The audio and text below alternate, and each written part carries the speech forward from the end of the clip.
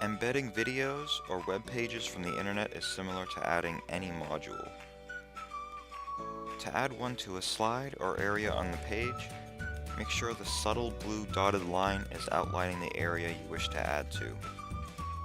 If it's not, just click anywhere on the slide so that it is. Click the blue plus button to access the ePortfolios content library. Once there, select the Embed option at the very top of the page. Next, scroll down and select the desired content source. Now paste the link URL of the video or web page you wish to embed.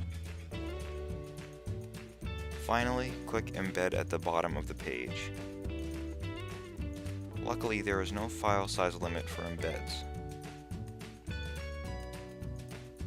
The video appears on the portfolio page right where we want it. So like all modules, your video or embed can be moved and resized however you see fit.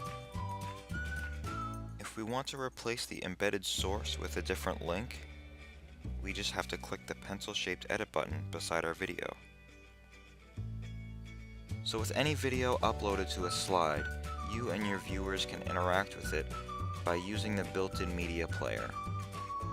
Simply click the play button in the middle of the video, pause in the bottom left, control its volume, and we can even go full screen.